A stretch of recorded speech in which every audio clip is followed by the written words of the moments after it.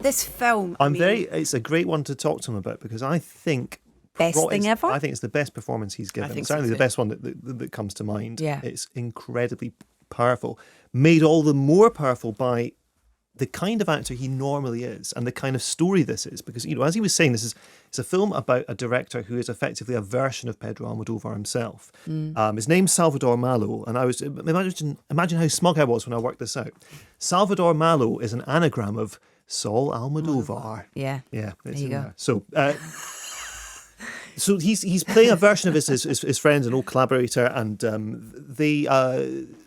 the fact is this is a guy who has had this incredibly vibrant and successful career in Spain, but is starting to first of all the world around him is accelerating away from him. He's as Antonio Banderas was saying, there are these unfinished circles in his life, like these this love affair that was never properly concluded with this guy who he has a reunion with later on. There's the conversations with his mother that he wishes he'd tied things up more successfully with her before she passed on, and there's lots of different aspects of his life. In fact, the film is kind of structured like a book of short stories about this character, and that makes it a lot like Julieta, which was Almodovar's previous film to this.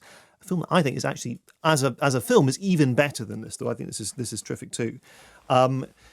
But the fact that Banderas is playing this guy who is winding down after a life of intense creativity, when Banderas was big in Hollywood, when he was absolutely flying high there with stuff like, Zorro and the Robert Rodriguez films that he was making, and of course the Shrek work as well, he had this vivacity about him and this energy. He's a very physical actor, a big presence, big extravagance.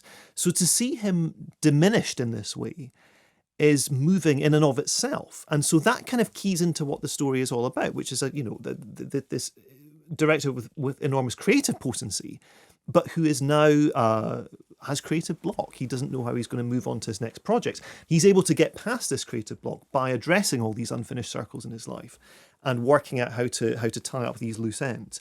I mean, I think, at one point in the film, there's a poster for Fellini's Otto e Mezzo appears on the wall. And so it's exactly that kind of thing that Fellini was doing with that film, looking back on how a director finds his ideas. Ultimately, he's always got himself to turn to and look back through his own past and work out how things are inspired for there. And a big part of it is the fun of it, if you're an admirer of Almodovar's work, and if you don't count yourself among that group, my goodness, go back. They're all on DVD. All of them. Get stuck in, because there's really, with maybe like two exceptions, not a bad option that you can turn to.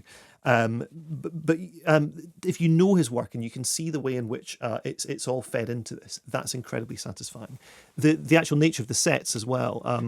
Malo's house that we spend a lot of time in, his apartment in Madrid, is basically a recreation of Pedro Almodovar's own apartment. And there's this accrual of objects in it that you can see kind of trigger like posters for films that Sabor, which is the film that he made 32 years ago with this actor that he had this big falling out with. That's up on the wall, looks very much like it could be, Carne Tremula or one of those like kind of late 80s, early 90s films that Almodovar made. There are references to all sorts of the intensity of red as well in that apartment, all these red accessories. Red's this recurring motif in his work. And it's that sense of being in a place that is like the accrual of all these objects is like a life fruitfully lived. And the idea that you can reach this stage in your life having, these books and films and things around you, and you can bet that on the set he was fiddling with these things to the last degree, like shifting the coffee table books around. Yeah. He is fastidious when it comes to mise en scène. That's just part of who he is. So yes, like for Almodovar fans, this is an enormously rewarding experience.